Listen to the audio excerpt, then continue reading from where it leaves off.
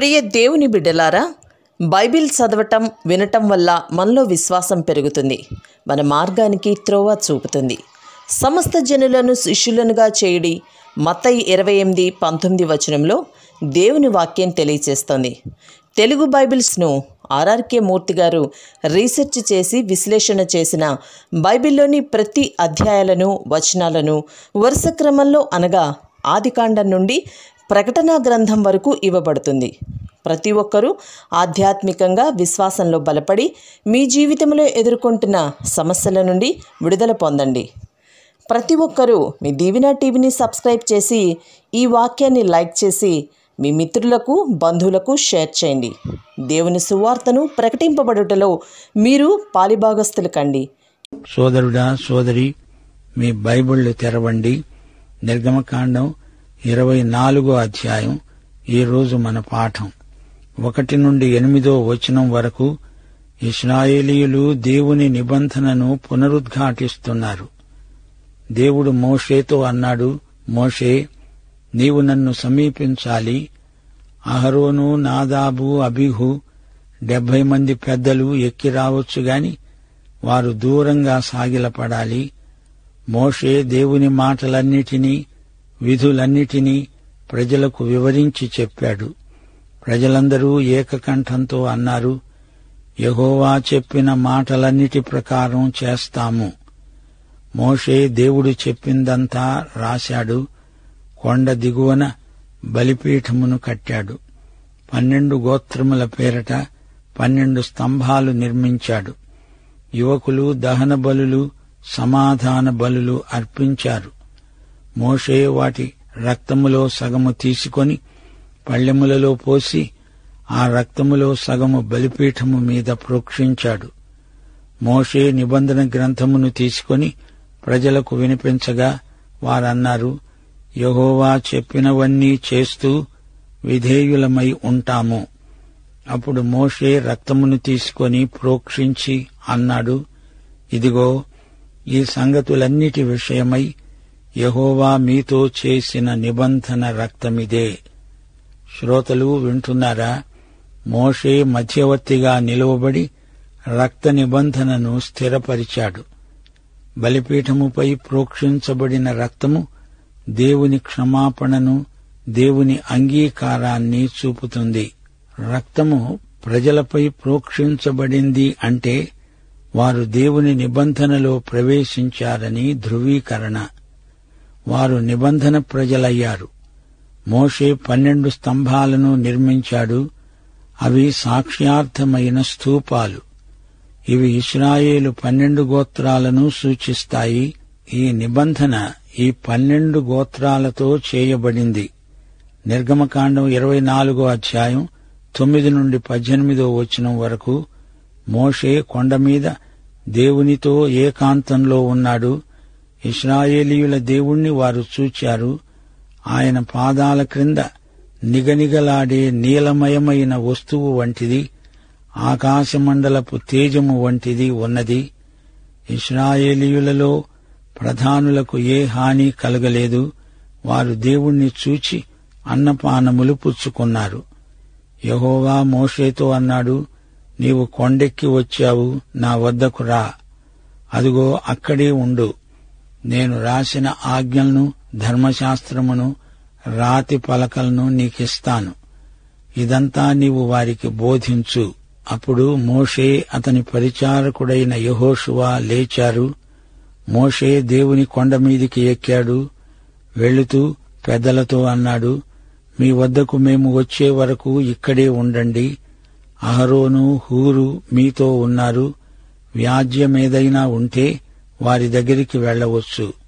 మోషే కొండమీదికి ఎక్కినప్పుడు ఆ మేఘము కొండను క్రమ్మింది. యెహోవా మహిమ సీనాయి కొండ మీద నిలిచింది. 6 దినాలు మేఘం అలాగే కమ్ముకొని ఉంది. 7వ రోజున దేవుడు మేఘములో నుండి మోషేను పిలిచాడు. అప్పుడు యెహోవా మహిమ ఆ కొండ శిఖరము మీద దహించే అగ్నివలె ఇశ్రాయేలీయుల కన్నులకు కనపడింది. అప్పుడు మోషే ఆ మేఘములో ప్రవేశించి కొండమీదికి ఎక్కాడు. మోషే ఆ కొండ మీద రేయింబగళ్లు 40 దినాలు ఉన్నాడు. ఇశ్రాయేలు పెద్దలు దేవుని పాదపీఠము మాత్రమే చూడగలిగారు. వారు ఆరాధన చైతన్యంతో నిండిపోయారు. ఆరాధనలో దేవుని ఆత్మ మనల్ని ప్రభువుతో సంయుక్తపరుస్తాడు. ఆరాధన అనుభూతి ఆధ్యాత్మికం. మోషే దైవారాధనలో తన్మయుడైపోయాడు. ఆరాధికులే నాయకత్వమును నిర్వహించగలరు. వారు దేవుణ్ణి చూడగలిగారు. ఆరాధనాత్మ లేనివారు దేవుణ్ణి చూస్తే అది వారికి హాని కలిగించవచ్చు అని పరోక్షంగా ఇక్కడ పేర్కొనబడింది. పలకలపై దశాజ్ఞలను రాసినవాడు దేవుడే. మోషే 40 రోజులు దేవునితో రాత్రింబగళ్లు గడిపాడు. యేసు ప్రభువు 40 రోజులు ఉపవాసముండి అరణ్యములో ఏకాంతంగా తండ్రితో ఉన్నాడు. నిర్గమకాండం 25వ అధ్యాయంలోకి రండి. ఆరాధన స్థల నిర్మాణానికి కావలసిన అర్పణలు వారందరూ తెచ్చారు. 1 నుండి 9వ వచనం వరకు. యెహోవా మోషేతో అన్నాడు, ప్రతిష్ఠార్పణలు తేవాలని ప్రజలకు చెప్పు. మనఃపూర్వకంగా వారు అర్పణలు తేవాలి. బంగారము, వెండి, ఇత్తడి, నీల ధూమ్ర రక్తవర్ణములు, సన్నపు నార, మేక వెంట్రుకలు, ఎరుపు రంగు వేసిన పొట్టేళ్ల తోళ్లు, సముద్ర వత్సల తోళ్లు, తుమ్మకర్రలు, ప్రదీపానికి తైలం, అభిషేక తైలానికి, పరిమళ ద్రవ్యముల ధూపానికి, సుగంధ సంభారములు, లేత పచ్చలు, యపోదును పతకానికి చెక్కే రత్నములు, వారు నాకు పరిశుద్ధ స్థలము నిర్మిస్తారు అన్నాడు ప్రభు. నేను చూపే నమూనా ప్రకారము దానిని నిర్మించాలి. 10వ వచనము నుండి ఆరాధన స్థలానికి అవసరమైన వస్తు సముదాయము పేర్కొనబడింది. మందసం చెయ్యాలి. మందసానికి ప్రత్యేకమైన కొలతలున్నాయి. అది బంగారు రేకుతో పొదగబడింది. దానికి మోతకర్రలు. ఆ మందసంలో శాసనములు ఉంచబడతాయి. కరుణాపీఠం, 2 బంగారు కెరూబులు, కెరూబులకు పైగా కరుణాపీఠము తమ రెక్కలతో అవి కప్పుతాయి. దేవుడు కరుణాపీఠము మీది నుండి మందసము మీది 2 కెరూబుల మధ్య నుండి మోషేతో మాట్లాడతాడు. 23వ వచనం. తుమ్మకర్రతో ఒక బల్ల చెయ్యాలి. అది మేలిమి బంగారు రేకుతో పొదగబడింది. ఆ బల్ల మొయ్యడానికి మోతకర్రలు, బల్ల మీద పళ్ళెములో ధూపార్తులు, గిన్నెలు, పాత్రలు, నిత్యము దేవుని సన్నిధిలో రొట్టెలు బల్ల మీద ఉండాలి. 31వ వచనం. బంగారముతో దీపవృక్షం చెయ్యాలి. దాని కలశములు, మొగ్గలు, పువ్వులు, కొమ్మలు నగిషీ పనిగా చెయ్యాలి. కత్తెర, చిప్ప మేలిమి బంగారుతో చేయాలి. ప్రియ శ్రోతలు, ఆరాధన స్థలం నిర్మించడానికి ప్రజలు స్వచ్ఛందంగా అర్పణలు తేవాలి. బలవంతం కాదు, పన్ను చెల్లించినట్లు కాదు, ప్రేమపూర్వకంగా దేవునికి ఇచ్చే అర్పణ. ఆరాధన స్థలం ఎలాంటిదనుకున్నారు? అది ఒక గుడారం. అది పరిశుద్ధమైన సాక్ష్యపు గుడారం, ఆరాధన గుడారం. దేవునికి, ఆయన సన్నిధికి ప్రత్యేకించబడిన గుడారమది. దేవుడు మోషేకు గుడార నిర్మాణానికి ఒక నమూనాను చూపుతున్నాడు. అందులోని ప్రతి వస్తువు పవిత్రమైనది. దేవుడు తన ప్రజలను కలుసుకునే స్థలం. ఈ గుడారములో ప్రత్యేక ఆకర్షణ మందసం. దీని కొలతలు చెప్పబడ్డాయి. ఈ మందసం దేవుని సన్నిధికి సంకేతం. దేవుడు మోషే ద్వారా తన ప్రజలతో మాట్లాడతాడు. కరుణాపీఠం మరొక ఆకర్షణ. దేవుడు తన ప్రజలను కరుణాపీఠము నుండి కరుణిస్తాడు. ఇది దేవుని కృపాసింహాసనం. కెరూబులు ఈ సింహాసనానికి కాపలా కాస్తుంటాయి. ప్రాయశ్చిత్త దినాన ప్రధాన యాజకులు కరుణాపీఠము మీద రక్తాన్ని ప్రోక్షిస్తారు. కరుణాపీఠము మీద కూడా రక్త ప్రోక్షణ ఉంటుంది. రక్తం ప్రోక్షించినప్పుడు శిలువ ఆకారము ఏర్పడుతుంది. దేవుడు తన ప్రజలకు ప్రాయశ్చిత్తం జరిగిస్తాడు అనడానికి ఇది సంకేతం. కెరూబులు దేవదూతలే. దేవుని సింహాసనాన్ని కెరూబులు కాపాడతాయి. సర్వశక్తిమంతుడైన దేవుణ్ణి కెరూబులు స్తుతిస్తాయి. సాక్ష్యపు గుడారములో సన్నిధి రొట్టెల బల్ల ప్రత్యేకమైనది. దేవుని ప్రజలకు జీవాహారమిచ్చేవాడు యెహోవాయే అనడానికి సన్నిధి రొట్టెల బల్ల సంకేతం. సన్నిధి రొట్టె జీవాహారమైన యేసుక్రీస్తుకు సంకేతం. ఇక సాక్ష్యపు గుడారంలో దీపవృక్షం ఎంతో అందమైనది. ఈ దీపవృక్షం దేవునికి సంకేతం. దేవుడే వెలుగు. అరణ్య ప్రయాణంలో వారి త్రోవకు వెలుగు యెహోవాయే. దీపవృక్షం యేసుక్రీస్తుకు ముందు గుర్తు. యేసుక్రీస్తే లోకానికి వెలుగు. దీపవృక్షం మేలిమి బంగారముతో చేయబడింది. ప్రియశ్రోతలు, ఇప్పుడు 26వ అధ్యాయానికి రండి. ఇందులో గుడారము యొక్క నమూనాను మోషేకు దేవుడే చూపుతున్నాడు. మందిరానికి 10 తెరలు. తెరలు చిత్రకారుని పని. తెరలు ఒకదానికి ఒకటి కూర్చబడ్డాయి. తెరకు తెరకు మధ్య కొంకులు, మొత్తం 50 కొంకులు. బంగారు గుండీలు. మందిరము పైన తెరలు 11. పైకప్పు ఎర్ర రంగు వేసింది. పొట్టేలు తోళ్లతో చేయబడింది. 15వ వచనం, తుమ్మకర్రతో నిలువు పలకలు చేయాలి. పలకల కింద 40 వెండి దిమ్మెలు. తుమ్మకర్రతో అడ్డకర్రలు చేయాలి. పలకలకు బంగారు రేకు పొదిగించాలి.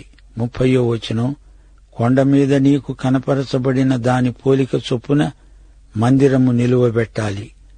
ఒక అడ్డతెర సన్ననారతో చెయ్యాలి. 4 స్తంభాలకు దానిని వెయ్యాలి. ఆ అడ్డుతెర పరిశుద్ధ స్థలమును అతి పరిశుద్ధ స్థలమును వేరు చేస్తుంది. అతి పరిశుద్ధ స్థలములో సాక్ష్యపు మందసము మీద కరుణాపీఠమునుంచాలి. అక్కడ దీపవృక్షం ఉండాలి.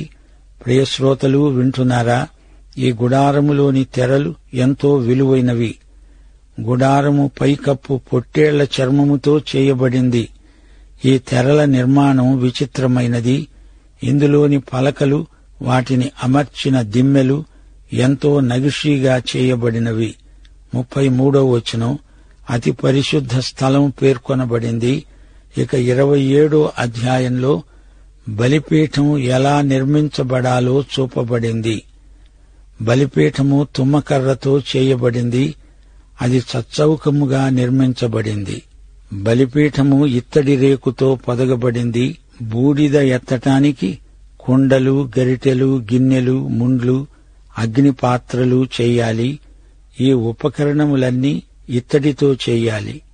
ఇత్తడి జల్లెడ, ఇత్తడి ఉంగరాలు, బలిపీఠము కొరకు మోతకర్రలు.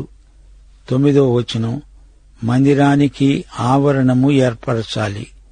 20 స్తంభాలు, వాటికి 20 దిమ్మెలు, స్తంభాలకు వంకులు, వాటికి వెండి బద్దలు. ఆవరణపు ద్వారానికి నీల ధూమ్ర రక్తవర్ణములు గల 20 మూరల తెర. ఆవరణపు పొడవు 100 మూరలు, దాని వెడల్పు 50 మూరలు, దాని ఎత్తు 5 మూరలు. మందిర సంబంధమైన సేవోపకరణములన్నీ, మేకులన్నీ, ఆవరణపు మేకులన్నీ ఇత్తడివి. ప్రదీపము కోసము అచ్చమైన ఆలివు నూనె తేవాలి. ఆ దీపాన్నే ప్రత్యక్షపు గుడారంలో అహరోను అతని కుమారులు సాయంకాలం మొదలుకొని ఉదయము వరకు యెహోవా సన్నిధిలో దానిని సవరించాలి. అది ఇశ్రాయేలీయులకు వారి తరతరములకు నిత్యమైన కట్టడ. ప్రియశ్రోతలు వింటున్నారా? గుడారము చుట్టూ ఆవరణము సరిహద్దు. దాని విస్తీర్ణము విశాలమైనది. బయట ఇత్తడి బలిపీఠమున్నది. గుడారము లోపల బంగారము, బయట ఇత్తడి. ఆవరణము దాటి లోపలికి వెళ్ళాలి. ప్రదీపము వెలుగుతూ ఉండాలి. అహరోను అతని కుమారులు దానిని సరిచేస్తూ ఉంటారు. ప్రదీపము పరిశుద్ధాత్మకు గుర్తు. అందులోని నూనె ఆలివు నూనె. అది దంచి తీసిన నూనె. నూనె పరిశుద్ధాత్మకు అర్థవంతమైన సంకేతం. 21వ వచనం, ప్రత్యక్షపు గుడారము అని చెప్పబడింది. అనగా దేవుడు తన ప్రజలను కలుసుకునే స్థానం. ప్రియ శ్రోతలు వింటున్నారా? నిర్గమకాండంలో మనమెన్నో ఆధ్యాత్మిక సత్యాలు నేర్చుకుంటున్నాము. దేవుడు తనను తాను పరిచయం చేసుకుంటూ నేను ఉన్నవాడను అన్నాడు. దేవుడు ఏమై ఉన్నాడో మనము తెలుసుకోవాలి. ఉన్నవాడు, మనతో ఉన్నవాడు, నాలో మీలో ఉన్నవాడు. అంతేకాదు, ఆయన కట్టడలన్నిటినీ అనుసరించి నడుచుకుంటే ఏ రోగము మనకు రానియడు. నిర్గమకాండం 15:26 నిన్ను స్వస్థపరిచే యెహోవాను నేనే అన్నాడు ప్రభువు. మనము ఆరోగ్యంగా ఉండాలని దేవుని కోరిక. నిర్గమకాండం 17:15 యెహోవా నిస్సి, ఆయనే మనకు విజయ పతాకం. ఆయనకు లోబడితే మనకు అత్యధిక విజయం. మన జీవితమే అద్భుత క్రియ అవుతుంది. మనకు నిత్యము కాపుదల ఉంటుంది. శరీరంతో యుద్ధం చేసి జయించగలం. నిర్గమకాండం 31:13 మిమ్ములను పరిశుద్ధపరిచే యెహోవాను నేనే అంటున్నాడు దేవుడు. ప్రియ శ్రోతలు, వింటున్నారా? సాక్ష్యపు గుడారములోని ప్రతి వస్తువు యేసుక్రీస్తునే చూపుతోంది. ప్రత్యక్షపు గుడారపు నమూనా యేసుక్రీస్తు వైపునకే చూపుతున్నది. దేవుడు తన ప్రజలను జ్ఞానము కలిగి జీవించండి అంటున్నాడు. నిర్గమకాండం 20:1-15 ధర్మశాస్త్ర ప్రధాన కార్యక్రమం వర్ణించబడింది. దశాజ్ఞలు మనకెంతో ముఖ్యమైనవి. వాటిలో దేవుని నైతిక స్వభావము, సౌశీల్యము తేటగా కనపడుతున్నాయి. నిర్గమకాండం 20:20 మోషే అన్నాడు, భయపడకండి, మిమ్ములను పరీక్షించడానికే, మీరు పాపము చేయకుండునట్లు ఆయన భయము మీకు కలగటానికే దేవుడు వేంచేశాడు. మన ప్రభువును మహిమపరచాలి. దేవుని సౌశీల్యాన్ని పరిశుద్ధాత్మ సహాయంతో మనము అలవరుచుకోవాలి. నిర్గమకాండం 23:2-3 దుష్కార్యము జరిగించడానికి సమూహమును వెంబడించవద్దు. న్యాయము తిప్పివేయడానికి సమూహముతో చేరి వ్యాజ్యములో సాక్ష్యము పలుకకూడదు. వ్యాజ్యమాడేవాడు బీదవాడైనా వాని ఎడల పక్షపాతము చూపకూడదు. జనవాక్యం కర్తవ్యమని కొందరనుకుంటారు. అది సరికాదు. జనసామాన్యము యొక్క అభిప్రాయాలు దేవుని చిత్తానికి ప్రతికూలం కావచ్చు. జనవాక్యం కాదు, దేవుని వాక్యమే మన విశ్వాస ప్రమాణం. ఆవరణములోని ఇత్తడి గంగాళం, ఇక్కడ ఆరాధికులు కడగబడతారు. ఇత్తడి బలిపీఠం వద్ద యేసుక్రీస్తును రక్షకుడుగా అంగీకరించాలి. దహన బలిపీఠం తుమ్మ చెక్కతో చేయబడింది, ఇత్తడితో తాపడం చేయబడింది.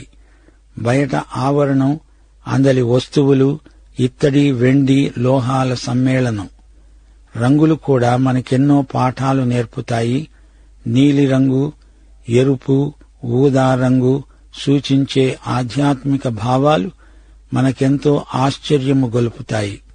నీలిరంగు పరలోకం, ఊదా రంగు రాచరికం, ఎరుపు రంగు యేసుక్రీస్తు రక్తం, విమోచన. వెండి విమోచనకు గుర్తు, బంగారం రాచరికానికి సంకేతం, నూనె పరిశుద్ధాత్మకు గుర్తు. ఇత్తడి బలిపీఠాన్ని దహన బలిపీఠం అంటారు. అది దేవుని బలిపీఠం, ప్రభువు బలిపీఠం అని కూడా వ్యవహరిస్తారు. బలిపీఠం మీద అగ్ని మండుతూ ఉండాలి, అది ఆరిపోకూడదు. శ్రోతలు వింటున్నారా? ఇత్తడి బలిపీఠం, ఇత్తడి గంగాళం, ఈ రెండూ మన జీవితంలో రెండు ప్రాతిపదికమైన ఆశీర్వాదాలు. పాత నిబంధన సంకేతాలన్నీ కొత్త నిబంధనలోని సత్యాల వైపు చూపుతాయి. సాక్ష్యపు గుడారములోని వస్తువులన్నీ యేసుక్రీస్తు యొక్క సౌశీల్యానికి, సౌందర్యానికి ఛాయాచిత్రాలు. యేసుక్రీస్తే మన దహన బలి. అసలు బలిపీఠం పరలోకంలో ఉంది. శిలువే దేవుడు ఏర్పరచిన బలిపీఠం. దేవుడు తన భవిష్యత్ జ్ఞానాన్ని బట్టి తన కుమారుణ్ణి గొర్రెపిల్లగా శిలువ బలిపీఠానికి అప్పగించాడు. యేసు ఎవరనుకున్నారు? ఆయన జగత్పునాది నుండి వధించబడిన దేవుని గొర్రెపిల్ల. ఈ బలిపీఠం మీద చనిపోయిన యేసే నీకు నాకు ప్రత్యామ్నాయ బలి. యోహాను సువార్త 1వ అధ్యాయం 29వ వచనం. బాప్తిస్మకుడైన యోహాను సాక్ష్యమిస్తూ అన్నాడు, ఇదిగో లోక పాపమును మోసుకొని పోయే దేవుని గొర్రెపిల్ల. శిలువ మార్గమే తండ్రి ఇంటికి మనల్ని నడిపిస్తుంది. యేసుక్రీస్తు మన కోసం చనిపోయిన గొర్రెపిల్లే కాదు, చనిపోయి తిరిగి లేచిన గొర్రెపిల్ల. సోదరీ సోదరులారా, గుర్తించండి, గుడారానికి ప్రవేశంలోనే ఇత్తడి బలిపీఠం ఉన్నది. నీవు పరలోకానికి వెళ్లాలంటే మొదట శిలువ ఎదురవుతుంది. బలిపీఠానికి ఇత్తడి రేకు తాపడం చేశారు. ఇత్తడి తీర్పునకు సంకేతం. ముగింపులో ఒక మాట, నిర్గమకాండం 27వ అధ్యాయం 20వ వచనం. దీపము నిత్యము వెలుగిచ్చేటట్లు ప్రదీపానికి దంచి తీసిన అచ్చమైన ఆలివు నూనె తేవాలి. నూనె అనగా పరిశుద్ధాత్మ. వెలుగు పరిశుద్ధాత్మ అనుగ్రహించే దీవెన. మత్తయి సువార్త 5వ అధ్యాయం 14వ వచనం. ప్రభు అన్నాడు, మీరు లోకానికి వెలుగై ఉన్నారు. ప్రకటన గ్రంథంలో యేసు ప్రభు దీపస్తంభాల మధ్య సంచరిస్తున్నాడు. అవి ప్రజ్వలించే అఖండ దీపాలు. 27వ అధ్యాయంలోని ఇత్తడి బలిపీఠం, బయటి ఆవరణం, నూనె, దీపం, వెలుగు. ఈ సంకేతాలను మనమెన్నడూ మరచిపోలేము. పాఠం ఇంతటితో సమాప్తం. మన ప్రభువైన యేసుక్రీస్తు వారి కృపాబాహుళ్యము, తండ్రి యొక్క వాత్సల్యము, ప్రేమ, పరిశుద్ధాత్మ యొక్క అన్యోన్య సహవాసము మనకు సదాకాలము తోడై ఉండునుగాక. ఆమేన్.